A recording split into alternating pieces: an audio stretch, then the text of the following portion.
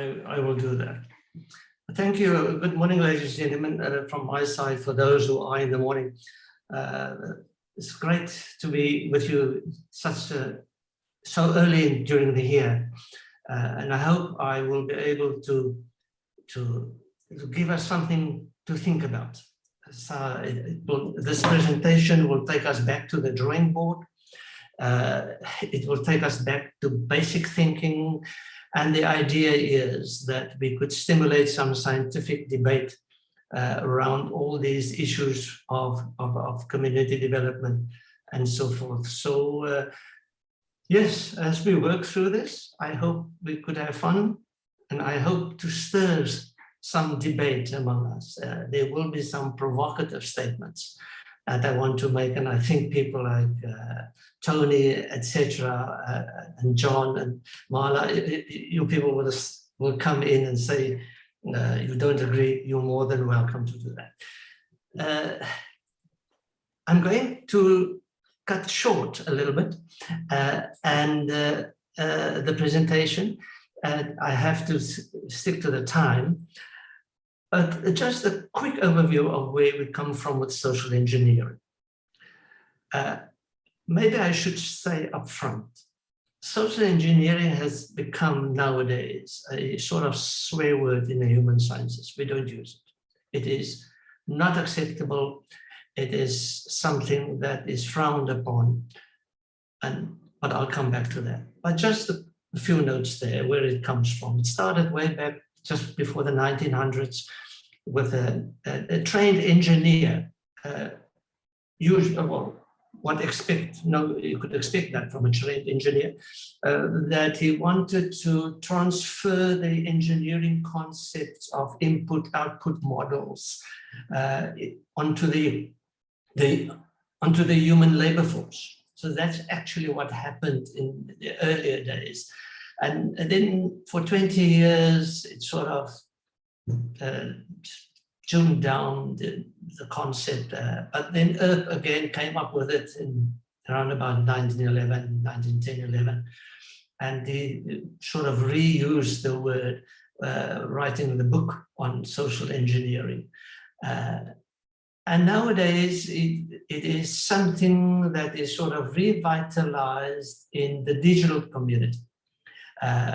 We associate it with cyber hacking and that type of thing. We associate it with, in America, with the Trump environment of fake news, Facebook, and all these things, how we try to influence people's minds and informations. And all of this is based on the principle of the input-output model. And this is so important that we take this as the point of departure of it all.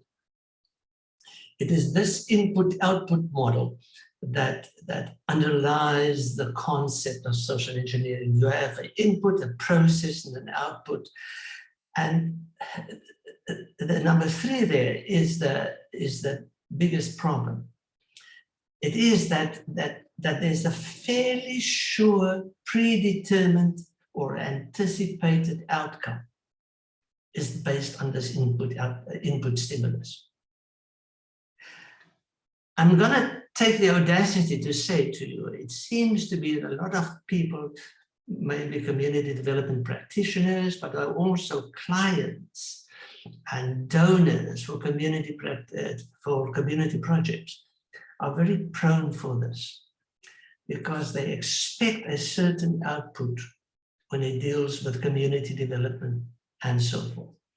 By the way, you will find my slides are a little bit more in detail, simply because this is the way I deal with virtual environments. So it's not like standing in front of a class where I could fill in all the rest, so you could read as I take you through this. So I need to go down now, sorry. So just to take us back to basics.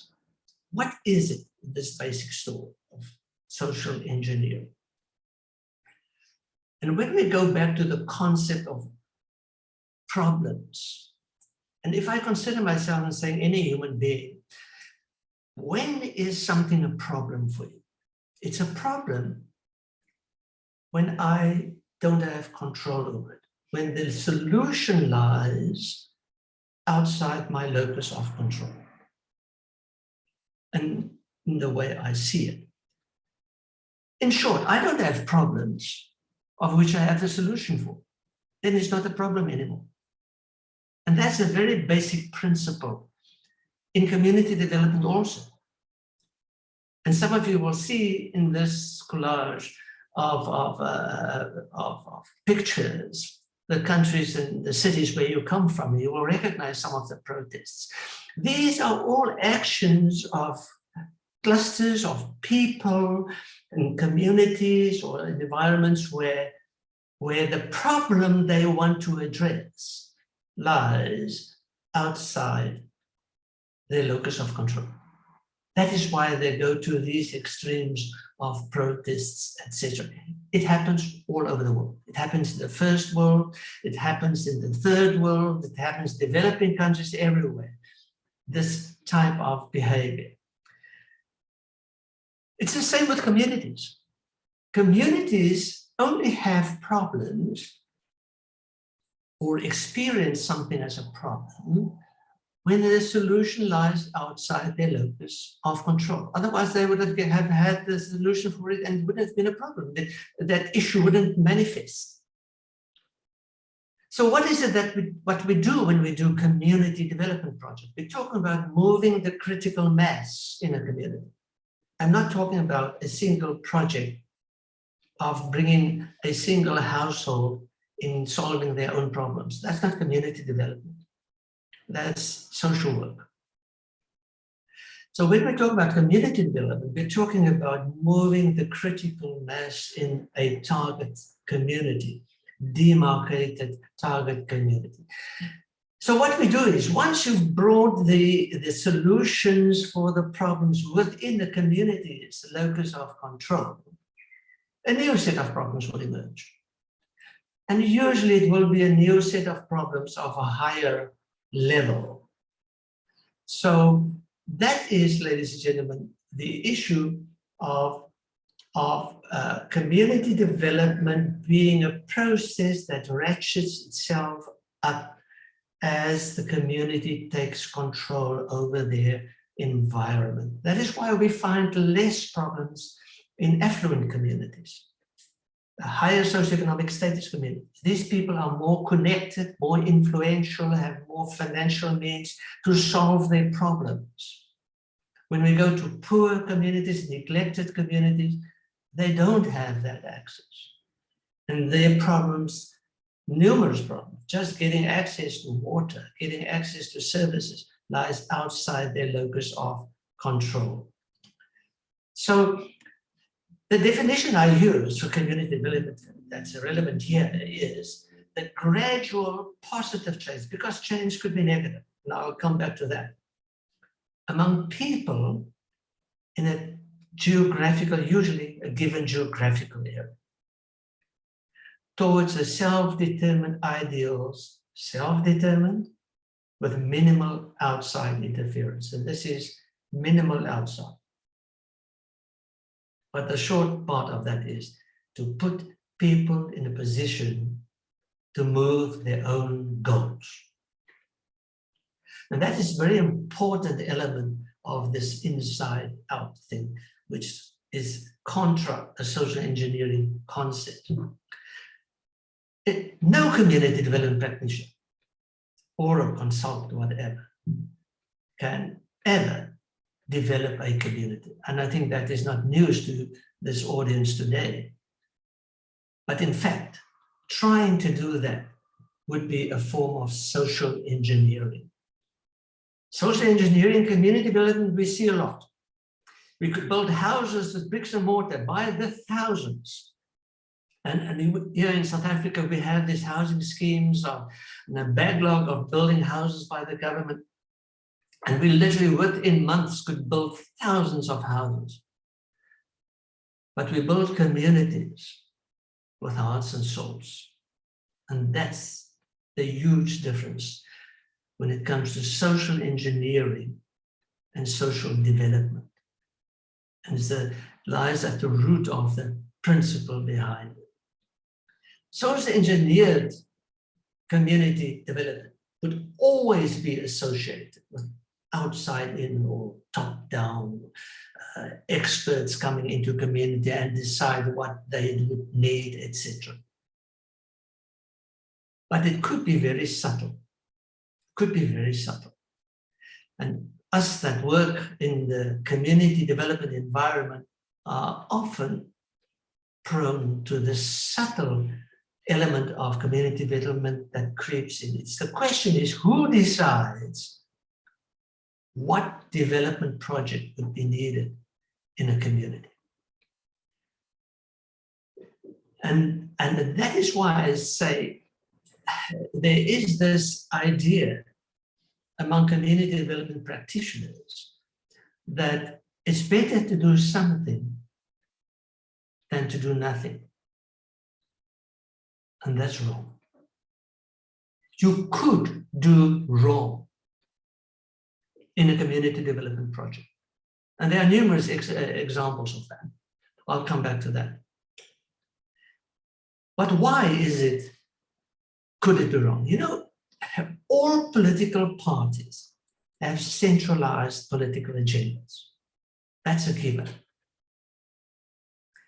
In South African environment, in Lutuli House, the capital of the headquarters of the ANC government, ruling government at the moment, they decide what would the policies be. And they decide these are the projects that we will embark on this year. And that counts and applies to everybody, everywhere in South Africa, whether it is in Khayelitsha, in Cape Town, or wherever it may be, in remote areas. It's decided there. This is their agenda, not the community in an isolated area's agenda and needs. Donor institutions all have their own foundations. They have to respond to people and what the money was spent on, where it goes, and so forth and so forth. You will find that donor organizations get involved in community development projects, but they dictate to you what it should entail. Very subtle. We're so thankful for getting money in from donor organizations in the community development environment. But we must be very sensitive for the directives that's associated with. Is that what the community really wants? And we have these words, bottom up, inside out development, people, let the people speak, etc., etc. Charity organizations have the same thing. They have focused themes for their charitable work. We have people that work on childhood and education and so forth. All these charity organizations are linked to a specific focused area. The question is, who decides what is needed for this community where they get involved? All community leaders have specific preferences. And I'm going to take you back and make a challenging statement to you. Why do we have community leaders? Often it is because they have a bee in their bonnet. They have something that they think would resonate with the people to give them him or her a following. And this is their hobby horse. You go to the school teacher in the community. As a community leader, what is the problem in the community? It's an educational problem. You go to the health practitioner in the community, what's the problem in the community? It's health-related issues, and so forth and so forth. It's this bee in the bonnet of the people. And it seems to be that politicians and administrators, philanthropists, charity organizers, all of them, sometimes expect simply too much. Because whatever they want to spend their money on, they want to see the results.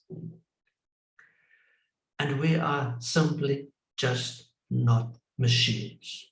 We don't follow the simple input-output model that underlies the social engineering concept. And that is why I say it could creep into our vocabulary so subtly and in our actions and practices and decisions on which community development project we should embark on, very subtly.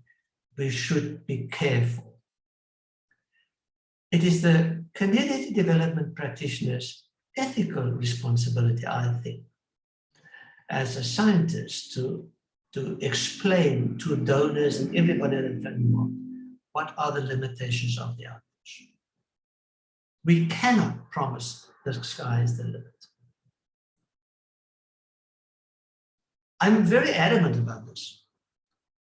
When community development takes the approach of social engineering, it's bound to be rejected in a matter of time. Sometimes it could be long. South Africa, as an example, apartheid was a social engineering exercise. It took us 45 years to get rid of it. Russian communism, typical example, took them 75 years to get rid of it, and the Berlin Wall came down. And the rest of the history you know of. But in community development projects, ladies and gentlemen, it is bound to be rejected if it's not socially internalized in communities. So you can do harm with the intention to do good. And I've shown you an example here of a picture in St. Louis in America, where a whole building scheme had to be brought down because of the deviant behavior that was developed in this environment, in this design, and the people that were attracted to living there and so forth. Yes, we can do harm. What is it that we're talking about when doing harm? There are three problems you could have in community development projects, and I'm not far from there. There are three problems. You can do the wrong project, which means it's engineered, it's outside in. This is not what the community really wants. You could do the right project, but too early.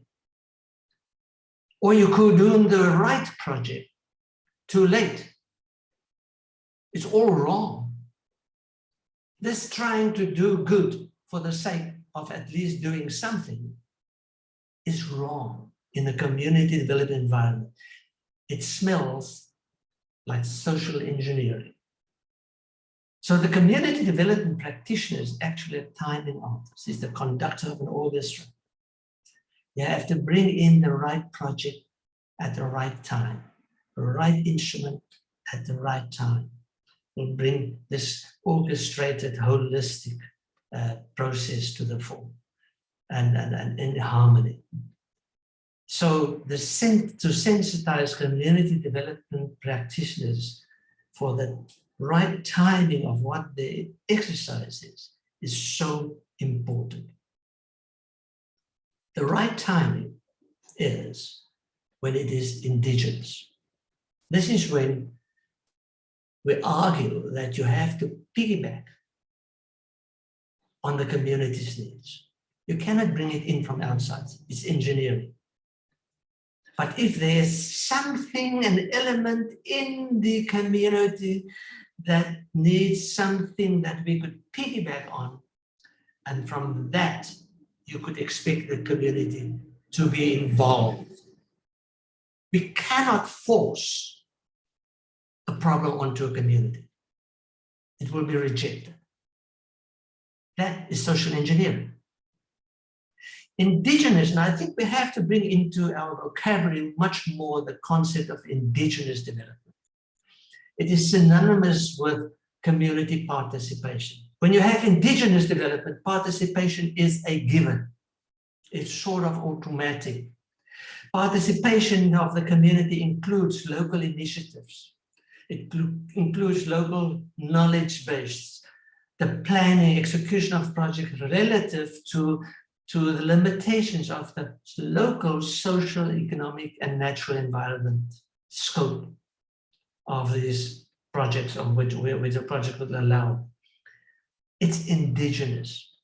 If not, it's probably social engineering. So we have to ratchet up. Community development is this breaking the cycle of this Chamberlain cycle of underdevelopment, to break that cycle with probably this outside intervention, piggybacking on internal needs, so that we could take control, bring these needs within our locus of control, to put the community in the position to shift their goals. That is social change. That is developmental change. If you don't do this, you run the risk of social engineering. So participation in community development projects will be spontaneous. If it is social engineering, it's not spontaneous. You will find that people have to, there's a dwindling enthusiasm for the broader target community. It sort of fades away. And your project will start to focus on communication strategies. How can we get the people involved? The question is, why are they not involved? Because you're pressing the wrong buttons. If you press the right button, if you hit the nerve, the heartbeat of this community, what makes this community tick, they will get involved. And you will find in engineered projects that enthusiasm start to dwindle, to move away to a few individuals that you could muster around yourself and get this project going. And then over time, the little communal general distrust develops. And the peripheral people that could get involved in your project disappears, because they are waiting there in the flanks to play into this orchestra. And suddenly you'll find they start to disappear. What is the challenge to you people? My last slide. What is the challenge to the community development practitioner? I think we need to sharpen the tools that we use to look at the world through the eyes of the people, to detect what makes the people in this target community tick, in order to identify and design indigenous community development projects and programs with a holistic, orchestrated approach. The work of the community developer or development practitioner to be this timing artist. Ladies and gentlemen, I hope I stimulated some vigorous debate amongst you, and I stirred some of you to it, and I look forward to hear some of your comments. Thank you very much for the time to share some views with you on this challenging, I think, exercise of today. Thank you very much. I stop sharing.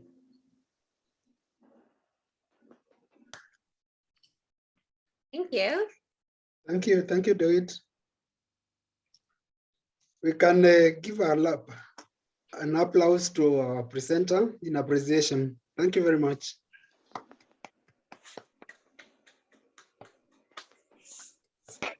And I think we are properly challenged. Are we social engineers or are we community development practitioners? And in our community development practice, how much are we engineering and how much are we doing indigenous, genuine community development? I think that's the challenge of the moment. And of course, the question is, as we develop our discipline, as we develop our practice, how much leadership can we give as we work with communities, and how much can we allow ourselves to be led by the communities, so that ultimately we can have a good balance in addressing the issues of the moment in our communities. And I think that that's a debate that the WIT has opened for us. The floor is open. Thank you very much for the presentation. Quite encouraging, quite challenging, and insightful. The floor is open. Just go ahead and make your intervention. Well, I can start. Thank you for that wonderful presentation. It put into words what I've experienced for many years. Especially when you were saying that when our focus changes from what actually people want and need to how do we get our message out. Yes, I've experienced that many times. The question there is how can we marry both? How can we, because you said about timing, as to resources, financial resources, trying to match the need of the community with resources that are available, because normally resources have more a top-down approach when proper community development is a bottom-up, as you mentioned. So how can we marry both? That's my question. Thank you, Miko. We can have another intervention, and then DeWitt can respond. Let me give it a go. Thank you very much, Dr. DeWitt, for a very insightful presentation, bringing the highlights of what we all need to do in terms of having sustainable community development interventions in our community. And I must say that in your slide, when you talked about the common mistakes that we all make as community development practitioners, I just want to add one that we could have all those right. We could have the right project at the right time with the right resources. But if we do not invest in the tools, if we do not invest resources and time in the tools and be able to add in the element of community engagement and experiential learning. And I'm glad that in your last slide, you really gave it a big shot that at the end of the day, then what are approaches? Because the approach in terms of engagement is going to be community driven, but at the same time, we should be coming in as facilitators. So as a community engagement enthusiast, I think that is one thing that I really take home, that at the end of the day, as a common mistake, we could add that we could have the right timing, we could have the right resources, we could have the right project, but if we do not have the right community engagement strategies, then our all interventions are bound to fail. So thank you once again for the insightful presentation. I appreciate it. Thank you, Edwin. Another intervention? From my side, shall I answer this too? Yeah, you can go ahead. Then we can take another round. Thank you. I just want to, the first comment, Mirka, it is interesting, yes. My experience over the many years of being a community development consultant and also lecturing community development as a subject, developing theories around this. One of the problems is reading the community. And when you go to the United Nations projects, many of them, not all of them, but a lot of them speak to community leaders. And the problem we have, especially in the developing countries and underdeveloped countries, community leaders are not necessarily, may I take the audacity to say, very often, not au fait, not sympathetic enough with the target community we are interested in. I have to qualify what I say. Community leaders purport, they project themselves to be the leaders. They call themselves sometimes a community activist. When I hear the word, I'm a community activist, the first thing I associate with that is there's an upfront agenda. It's a given, it must be. That's why I'm an activist. You're an activist for what? So you talk to that person to identify projects, it will be related to this activist's interests. And that is a serious problem here. You talk to political leaders and they tell you what the political party wants to do for their interest. We seldom go to Joe Soap, Sipu, Tandiwe, in the street, in the house where she lives, that nobody ever asks questions for. And that's part of the tools that we have to develop, that we have to bring into the equation, Edward. And we have to sharpen those tools. How can we let the people speak? The person that wakes up in the morning, walks the dusted streets, goes back from work, if he's got to work, every day. What is the need? And that is the composite that we have to talk to when we determine what makes this community tick. I could give you numerous examples whereby projects that I was involved in determining the needs, where a charity organization wanted, and I think it was part of the presentation I made during the past conference, the charity organization wanted to start the creche. When we went to the, not community leaders, to the community members with a survey, and we had focus group discussions with community members, and the proviso is you may not be a community leader to be part of the focus group. So we only work with ordinary community members. And that creche, which was for children, creche school for children, ended up very last on the spectrum of what this community really wanted. They had to abandon it because, again, that creche might be a need in the community at a later stage. That's not their biggest problem now. Needs are always time-centered, time-dictated. And that is the developer, which is a timing artist. Thank you. Thank you, David. Arriving and agreeing on what is the need for the community, and of course, from whose perspective? The community themselves, the community practitioner. Where do you draw the balance? And of course, there is an ethical imperative.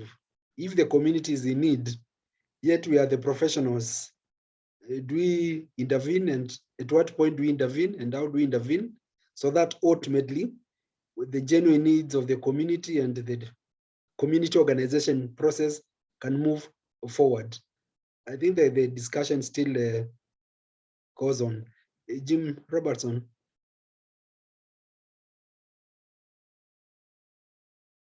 Unmute yourself, please.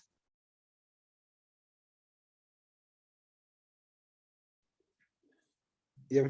I may have picked up the information wrongly, but in an earlier seminar from Nigeria, I think it's one you were involved in, Daniel, then what I heard in terms of community development in some areas is that the universities were taking control of some land and then involving people in that. And that really bothered me at the time, because I just wondered, thinking of the UK English context, where the aristocracy then, all in the name of the common good, took over land.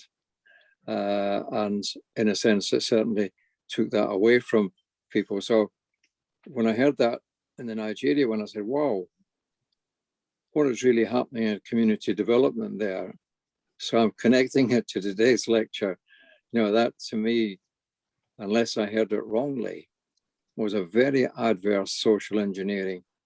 You know, when the universities, in the name of encouraging development, took over control of the land in parts of Nigeria. So I may have heard that wrongly, but I welcome that to be clarified, because it does connect to, you know, to what I was hearing today for me. Jim, you're absolutely right. I'm aware of that project. And I did study that project also. And it is, you heard it absolutely right. That project was a disaster in the end. And this is how, when we decide from outside in, maybe that was needed at a later stage. The idea was for those people to get involved in university, to get them into tertiary training in the end. They could get land if they sent it. It didn't work like that because we're not puppets. And this input-output model simply doesn't work. You absolutely right. That was a social engineered project. It's a subtle thing, but doing the right thing too early is just as bad as doing the right thing too late, because then you won't get the innings. Then the people say, we've tried this in the past, it didn't work. I like your sensitive, your link there. I like it. Yeah, that's the whole concept of social engineering, where we can cloth it in all niceness that we are trying to do good to the community, while ultimately we are manipulating the process of community development. And I think that's a caution that DeWitt is throwing on board, so that we don't become crafters of processes and the crafters of needs, which to a large extent might be at odds with the genuine needs of the community, of the communities we are working with, and also the core values of community development. Any further interventions? Any comments?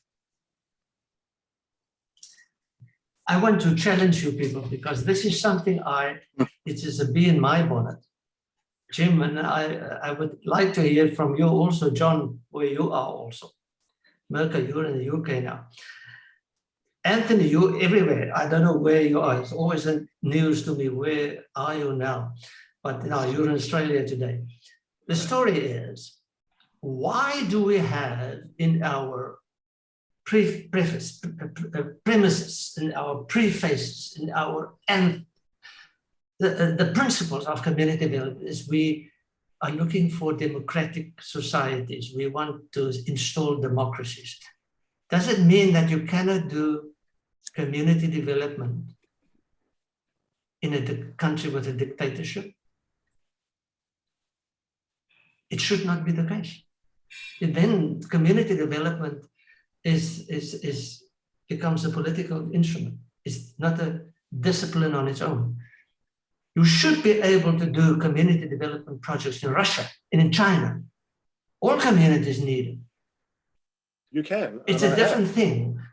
Yes, but if a community developer's primary principle is to install democracy, Yeah. I'm asking myself, am I a political animal or am I the community development practitioner? And this will be a keep community everybody development awake a long night, I think. You have to be both, don't you, do it? Anthony, go. I think you have to be both, though. You have to be a political animal, and you have to be a people person, working there within the community. But always at the back of your mind is there's somebody watching you. There's a political.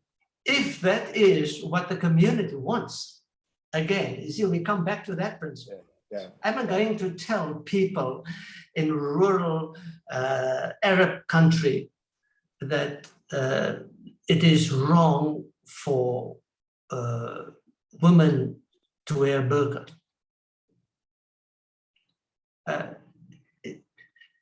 If you could do that now, but the timing is wrong. That will come up whenever the community is ready for that. It should not, but you see, I hope I did stir a little bit down, I think.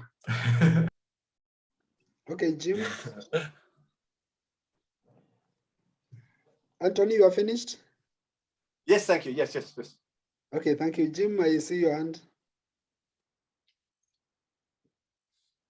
Well, I think I need to think through one or two things there, but in some ways, we at the political level, we have interventions by some states against the other at the political level. Crimea as an example of that. And in a sense that still technically legally belongs to Ukraine, but the West does nothing about it. And in some ways, it's very interesting at present, if I could make a very specific thing to the UK, a former Prime Minister has just been awarded a high status award by the Queen. And that was a person with George Bush who interfered in Iraq. And in terms of Tony Blair, the public, nearly millions, have complained that this person gets that status. So you have this reaction coming. So I'm just putting that up to that other level, you know, of interventions. That certainly was far away from any ideas of community development.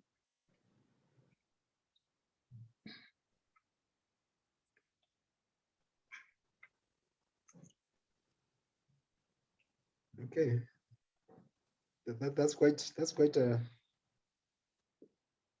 mouthful to process, because again there is the issue of the politics, the power play that takes place, and Exactly. when again we move community development from being the micro level process that we deal with at the community level, and then give it some macro level kind of interpretation, then of course the power play comes in. And when you, in some cases like Jim, you're indicating, now we are dealing with the international power relations, then that also becomes quite a problem in terms of then the locus of control and the locus of power.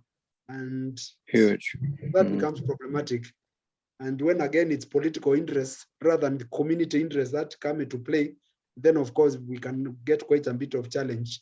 And I think that's where now DeWitt is also cautioning us about now engineering, social engineering, where we can sanitize some of the practices and the choices that are made, and so that they look good in the name of the community, yet ideally they are far removed from what genuine organic community and or endogenous community development it should be about.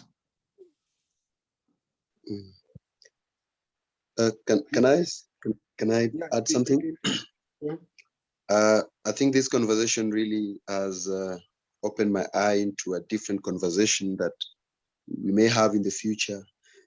Is, while all said and done, the question is, how are we training our community development practitioners of the next generation? I think having worked in the university for the last 7 years, 8 years, I'm afraid to say that we're actually teaching social engineers. And this is going to be a big problem in the next generation, especially if we really want to change the mindset towards having holistic and sustainable development in our communities. So that's a conversation I know we can have in the future. Thank you. Thank you. I think you're right. I think the focus in community development curricula at the moment is pretty much project management, pretty much on how to manage projects, pretty much in communication with the communities. And I think we have too little focus on how can we get access to the information of what makes this community tick before we embark on these other issues. Yes, we need project managers. We need communication with the communities, communication strategies. But when that becomes the success or not of the project I embark on, it smells like social engineering. Okay, that's a nice one. Maybe just an interjection on what Edwin is saying. Of course, in as much as we are equipping the community development students to go and work with communities, we also need to be aware that there is going to be asymmetry in power relations between the community development practitioner and the communities they are working with. And we need them to be able to caution them, even as we conclude our training, so that we tell them that they also carry an ethical burden to ensure that they don't load it over the community. They need to subject themselves to community processes. based on the knowledge that they have, so that then they don't go and then they become masters rather than co-workers and co-designers with the communities. And is an ethical imperative that we have also to put to the students as we train them, so that as they go out, then they have to carry the humility that the community also knows quite a bit of stuff. And then the fact that they have been through school and they might know a lot more than, or a few more things than the communities, then they still have to subject themselves to the communities, so that they don't go engineering, but rather they go and co-design with the communities and hand over the stick, as Robert Chambers would say, when it is appropriate, and let the community provide the leadership in those situations where the communities are best placed to offer the leadership. Thank you. We can take maybe one more intervention and then we wind up. Yeah, let me jump in then. Thanks, Daniel, because you covered a few of the things I was going to say, but just to build a bit more on the power issue. I mean, let's be honest, so many community development projects are driven by donor interests and demands, you know, and that's highly political, because that, in the main, that's Western countries with their own political agendas. Whoever the ruling party might be in that particular country drives ultimately development projects in many parts of the world. And you know, that level of dependency is just terrible. You know, you see so many small community organizations desperate for donor funds, and they'll kind of do anything really that the donor suggests, you know. So I think that power here, I mean, there's power in different levels, but that big global power and the way it kind of exerts itself at a local level is a real struggle, you know. And to keep that humility that Daniel talked about is very key as a community development worker to, you know, to ensure that the people's voices and interests are constantly heard is very hard in the face of, you know, really unequal and oppressive systems. Thank you, John.